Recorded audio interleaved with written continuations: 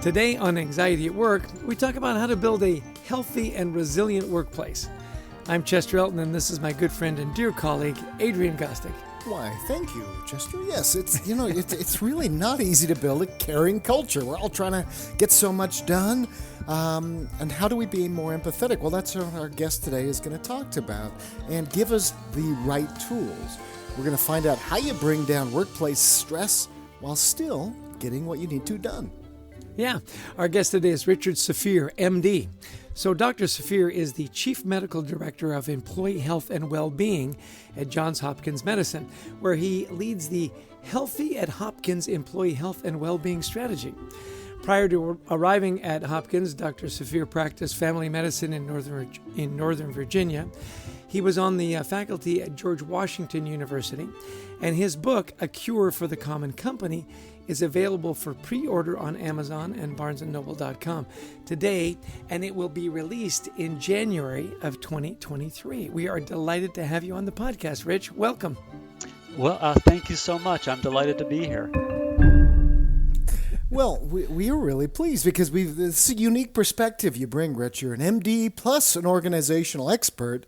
So you're constantly thinking about the connection between wellness and health and also how organizations get things done. So, with Chester and I, a lot of workplaces we go into, we're seeing there aren't a lot of resources for employees who are trying to improve their overall well-being. So maybe just help us understand, what does well-being mean from your perspective?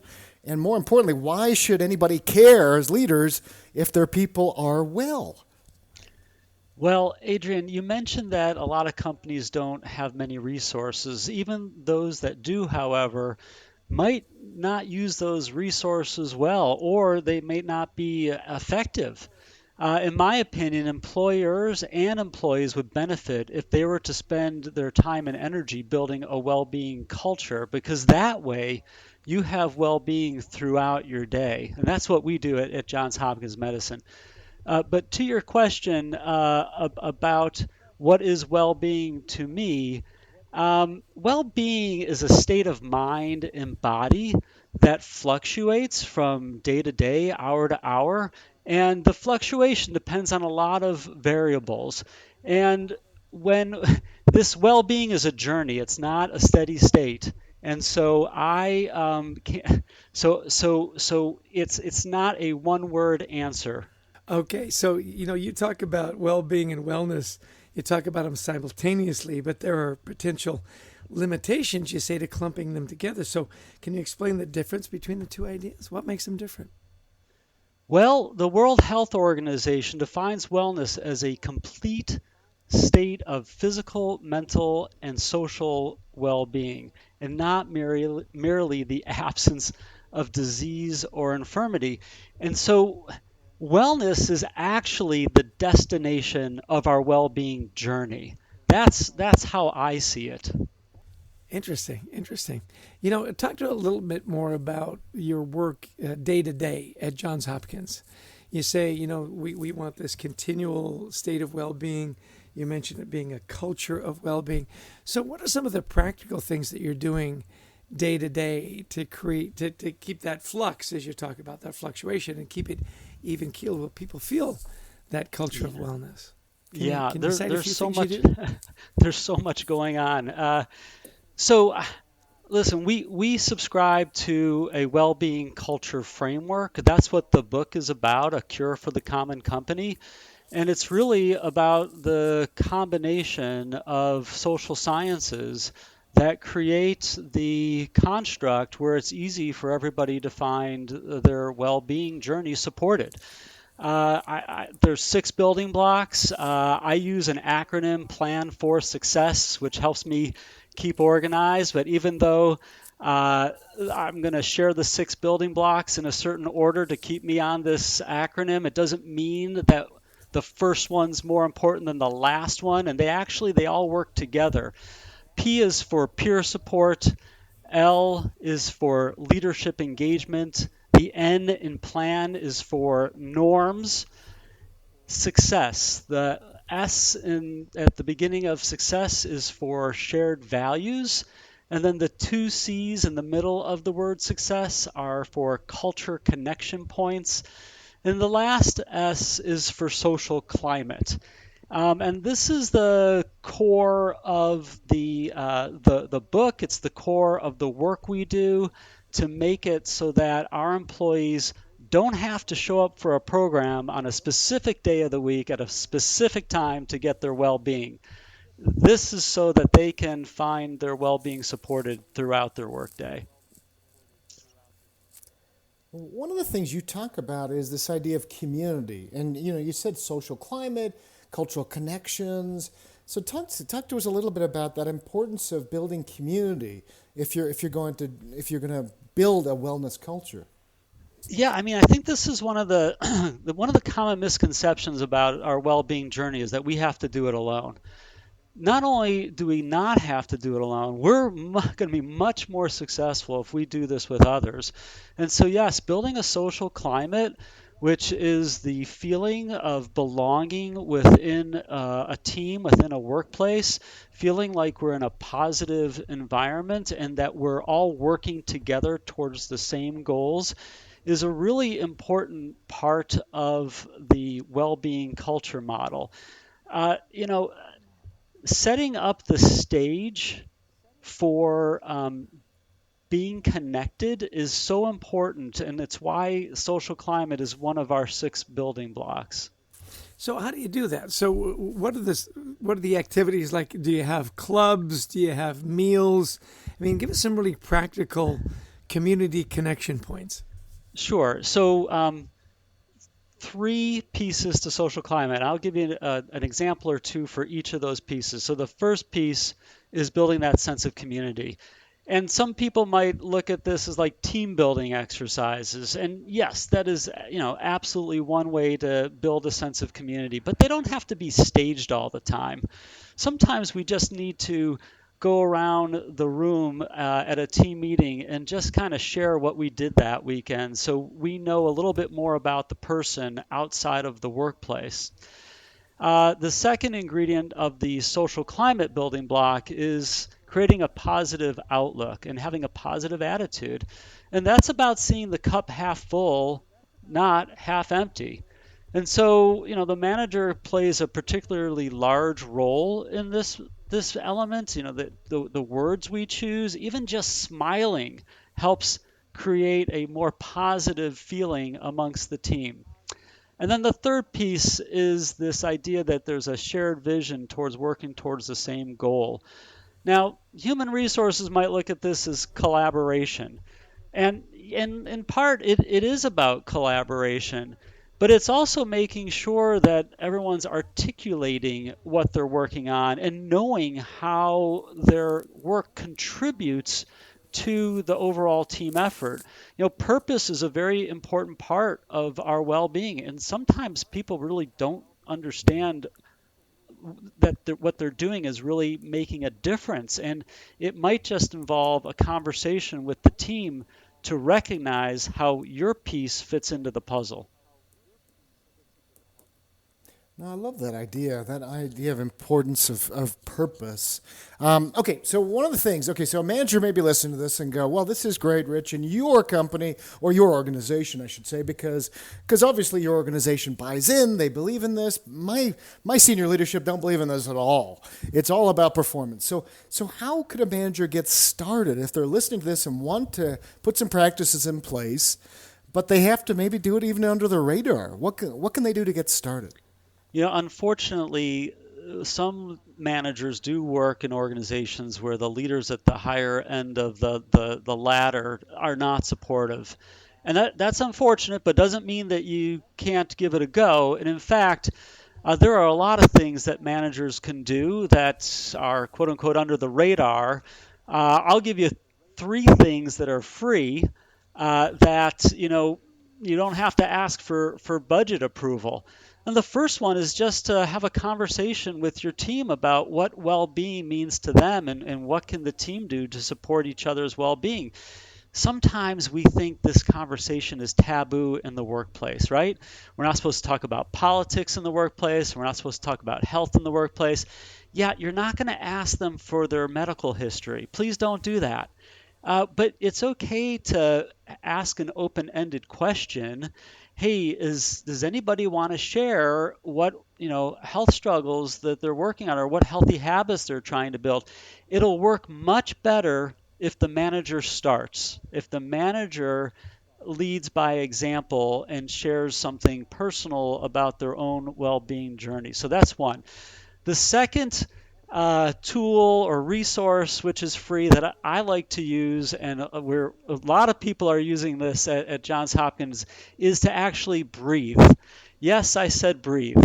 Now, we obviously are breathing every day, but some of us breathe more intentionally and have better breathing patterns than others. Most of us don't even think about it. But when we're stressed, we tend to hold our breath. And that's not good because then our muscles tighten, our blood pressure goes up. So, as a team leader, you could take an intentional effort to help your team understand the importance of breathing and even lead a breathing exercise. Now, we actually teach 478 breathing in a variety of different forums at Johns Hopkins Medicine because we're working to make this a norm, the shared expected behavior. And one of the things that we do, I'm going to give you an example of how we try to ingrain this in our community. We have a series called 10-Minute Wellbeing Tips for Managers. We delivered 46 episodes of these over the course of the year, and we recorded them. One of them is on breathing. And I think we're going to be able to insert this link into the feed here as part of the podcast so that if anybody listening would like to pursue it, it only takes 10 minutes. And we actually discuss leading up to it, and it actually only takes 90 seconds once you learn how to do it. When you practice a few times, you can teach your team yourself, or maybe you want to even show this video to your team so that everyone can appreciate the value of it. And then going forward, maybe in the middle of your weekly team meeting, right there in the middle, you all decide, okay, we're going to stop. We're going to do our 90-second breathing exercise together. The third example I'll give you for managers to do under the radar without a budget is take care of yourself. Because if you're not feeling well, if you're stressed, you're not going to be your best to support your team, and your team is going to feel it. There's something called emotional contagion, where the emotions of one person can affect the people around them. It happens with our friends, it happens with our family, it happens in the workplace. And as a manager or other leader, you have a disproportionately large influence on the emotions of your team. So, if anything, before you walk into a team meeting, take a breath and ask yourself how you're feeling. Because if you're feeling stressed, then you need to take another breath until you can bring your stress level down. Otherwise, you could end up being a source of stress for the people on your team. And I'm pretty sure nobody wants to do that. I can really relate to that contagion concept because when Adrian's not happy, nobody's happy. You know what I'm saying? He really is the contagion. I'll make sure I'm not around Adrian when he's unhappy. It's good that we live 2,500 miles apart. Rich, this has been really interesting. Tell us about where people can find more about your work. Oh, thank you. So you could follow me on LinkedIn. I'm pretty active there, and my posts are often about this well-being culture model. You could also go to richardsafir.com to learn more about my background and to learn more about the culture model. And you could go to YouTube and you could put in the search bar 10-minute well-being tips for managers. And so you could actually get access to all 46 episodes. And of course, I would love it if people ordered the book, A Cure for the Common Company. That's probably the place where you can get the most complete picture of how to build a well-being culture on your team and in your workplace. Excellent. So what are some of the common hurdles that workers and leaders face when trying to increase their overall well-being? What are some of those common things that you see time and time again? Yeah, I mean, we've discuss some of them, but I'm going to twist them to answer your question. Sometimes people think it's an individual endeavor when it's really much more effective when we do this together. And so, whether you're a manager or not, bringing this up at a team about, hey, how can we pursue our health together? We're going to be much better off and more successful making healthy habits, or even keeping the healthy habits that we have now. And it doesn't have to be a team. It could be one coworker. So that's one misconception of a hurdle. Another one is the misconception that we need a big budget. And I already talked to you about that. The third is about the need to attend a program at a certain time of day. A lot of employers have well-being programs, and they're scheduled for a certain time of day, and many employees can't make it there. And, that's not a great feeling, but I also don't think that we should rest our success based on that half hour that day. We need to figure out ways to bring well-being to the workday throughout the day. That's great. Excellent. I love that. Excellent. Okay, so the last question is, every place Chester and I go into to be asked to talk or consult or do whatever is, they're going through a big transformation. And everybody thinks we're the only ones doing this. No, every company is going through change. Just finally, maybe walk us through the psychology of change on employees and how leaders can help bring anxiety levels down and maintain wellness when we all are going through all this transformation in our businesses. Yeah, so I work on change on two levels. I work on organizational change, and I also have to understand individual change so that I can help support the most effective processes that will support our employees. I think leaders need to understand that they are not going to make people change their behavior. The best thing leaders can do to lower the anxiety of those on their team about change is to be good listeners and to respect that everyone has their own individual challenges, and to help point the people on their team towards the resources that they need. Listen, our employees are not going to tell us what resources they need or what challenges they have if we don't create an environment of trust.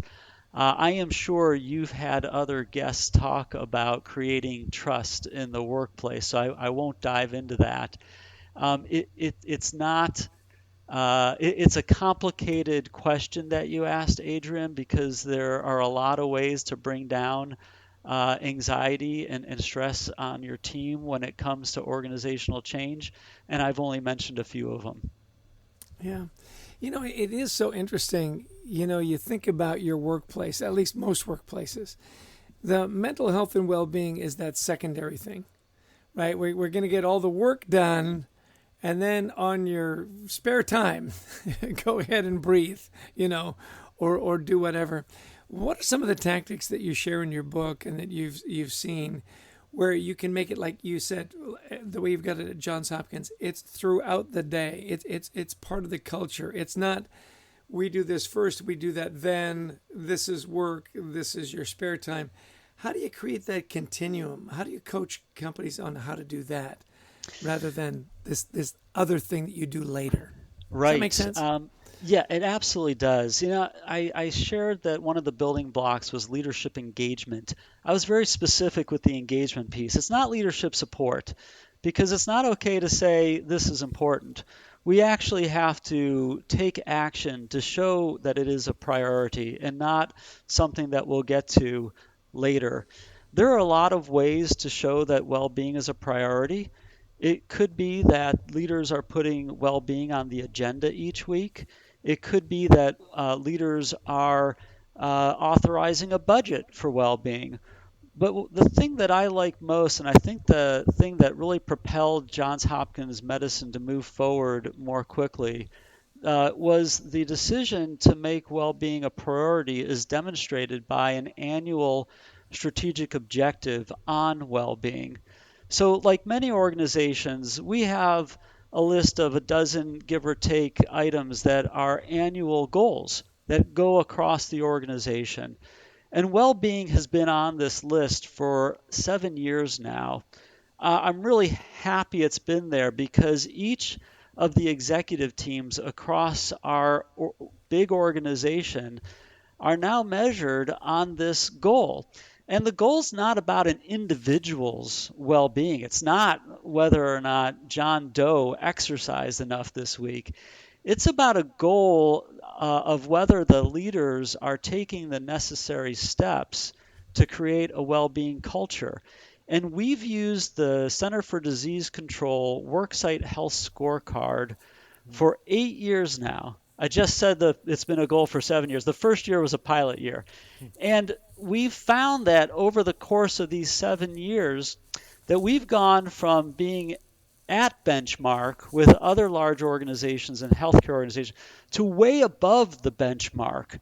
And that's because in large part we've been very focused to hit our goals, to make sure that we have the policies, the programs, the resources, the interpersonal effort that's needed to help shape a well-being culture. I'm glad you told us, too. I was going to ask what the metric is, and so I'm sure a lot of people listening were going, oh, okay, so that's what you have used. And sometimes just measuring something, you know it's going to be measured. You put things in place for it, so that's great. Okay, you've talked a lot about organizational leadership. What about personally yourself, Rich? How do you, with your busy life, with all that you're doing, walk us through your daily practices to keep your mental fitness where you want it to be? I love that question. I just want to go back to measurement for just a second. Yeah. Yes, we measure the CDC using the CDC Worksite Health Score, but we measure a lot of things. That's the one measurement that kind of connects us because we have 6 hospitals and a number of different pieces to the organization. Every organization is different, so you have to kind of tailor that umbrella measurement. Now, to your question about my own well-being, it is certainly a journey. And I do think my well-being is much better off than it was 30 years ago. So now in the morning, I make my coffee and I start my Wordle while the coffee's brewing. And if I finish before the coffee's done, I consider that unique for me because that doesn't usually happen. And I finish my Wordle puzzle while I'm drinking my coffee. And then I do either a 5-minute meditation or I do a 10-minute morning yoga. And it's only then and after then do I go to starting my workday. But that's not the end of my practice. I am constantly trying to be aware of the muscle tightness in my shoulders because I know that when my muscles are tight, I'm more likely to have my blood pressure is more likely to be high, to be quite honest and open. And so I do a lot of breathing through the day. I don't always do the 4-7-8 breathing, but when I notice that my muscles are tight and I don't have 90 seconds, I only have 10, I'll just sit back and take a really big breath. I always try to get outside for at least 15 minutes during the afternoon. If I'm lucky, I'll be able to have one of my meetings where I'm on the phone and I'm walking for a half hour. And then at the end of the day, I am doing some type of exercise. I also happen to be a vegan plus fish, which some people call a pesco-vegan. And on some days, I add in chocolate. So that's a lot about my well-being practices. By the way, before Chester asks the last question here, we've talked about whether you call it 4-7-8 or other ways. Quickly, help people understand the 4-7-8. Oh, sure. 4 stands for breathing in through your nose for 4 seconds. 7 is for holding your breath for 7 seconds. And 8 is for an exhale out your mouth for 8 seconds. Now, there is a setup to it to be successful. So I suggest you watch a video or learn from someone so that your body's positioned ideally. And you need to do 4 cycles of it to get the maximum impact. Great. Yeah, no, listen, and the dietary thing, the chocolate piece, I think is essential. I mean, last time I checked, there wasn't any meat in any of those chocolates I was eating. So you're saying the more chocolate, the better. Okay, got it. I'm saying it's going to be on like the FDA-approved food label at some point. How much chocolate is in this food? Yeah, in my family, it was a necessary food group where we had a daily quota. Hey, what are two things you want people to take away from the conversation today? You've mentioned so many things, but if you wanted people to walk away with two concepts that you think could really help them around creating this great culture of wellness, what would they be? Yeah. One is that well-being is a team sport, and so we all have to do this together. And the second is that well-being culture is being thrown around as a phrase a lot. And I even wrote a letter to the editor with my colleague Judd Allen addressing this, and that there really is a way to create a well-being culture, and it's comprised of 6 building blocks. You don't have to guess what a well-being culture is. You don't have to go buy it from a vendor. You can actually create it on your team, or if you're in an enviable situation, perhaps your whole organization will pursue that journey together. Well, that's wonderful. Hey, listen, we've been talking to Rich Safir, Dr. Rich Safir. He's got a wonderful book that's coming out. You can pre-order on Amazon and at barnesandnoble.com. It's A Cure for the Common Company, How to Develop a Culture of Well-Being. Thanks so much for your time, Rich. This has been delightful. Thank you. Thank you very much. Thanks, Rick. Well, Chess, really fascinating. Some really specific, good how-tos from an amazing organization, Johns Hopkins Medicine here. And I like the 6 building blocks that says, look, it's about peers.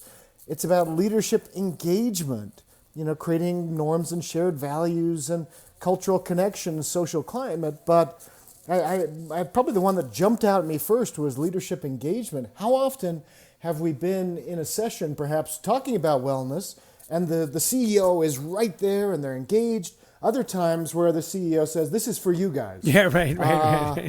Enjoy this training. Yeah, I'm doing this because HR made me. Yeah. I really appreciated the fact that he says, look, you don't need a big budget. These are things you can do on your own. And the biggest impact is when the immediate leader and supervisor, as we know, that has such an impact, shares their story and joins in on that 478. And I was so appreciative when you said at the end, by the way, explain that, because you and I, we've heard 478 100 times. That. Yeah. But that 4 in, the hold for 7, out for 8. And then you got to cycle through it 4 times, which is really great. I liked that he said that his journey, I liked that he said, look, I'm a lot better than I was 30 years ago. It's been a journey for him as well. And I think that's a good lesson for all of us, that people on our team are going to be in a different spot in their wellness journey. He's now a vegan with a little bit of fish and chocolate, which I thought was great. Where are we in our eating habits and our exercising habits? We've got team members that are maybe trying to stop smoking, and trying to lose some weight. So to have that patience and have that grace, share your story and make it part of the norm.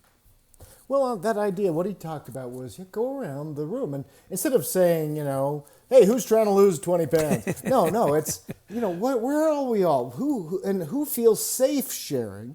So, because some people aren't going to be safe. This is a podcast about anxiety. Right.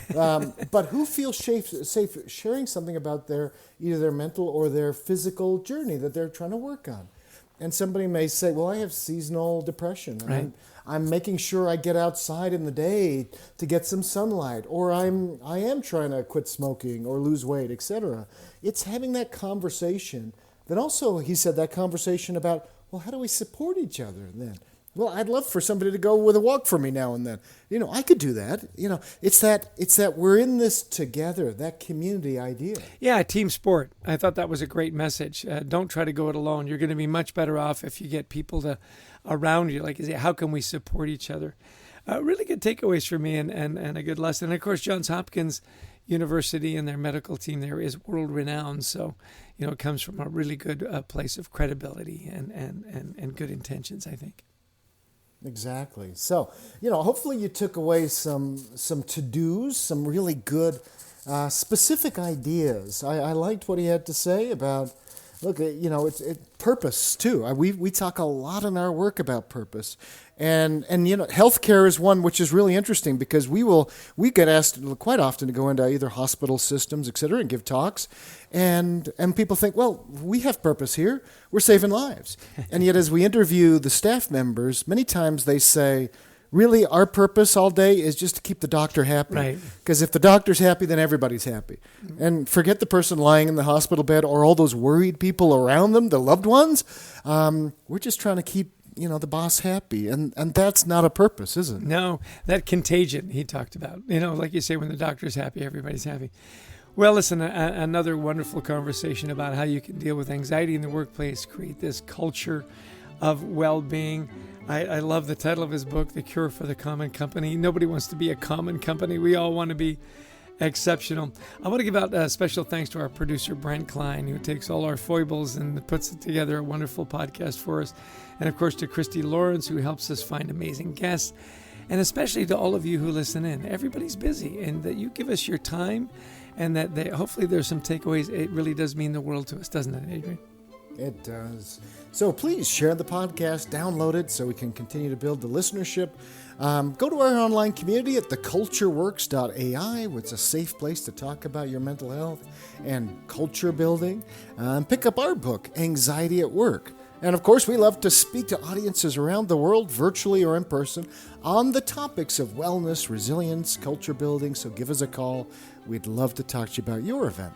And in the meantime, we hope you have a great day. We hope that some of these practices tamp down your anxiety, that you bring a little joy, a little more kindness into your work day. So again, thanks for your time, and hopefully we'll see you again on another podcast soon.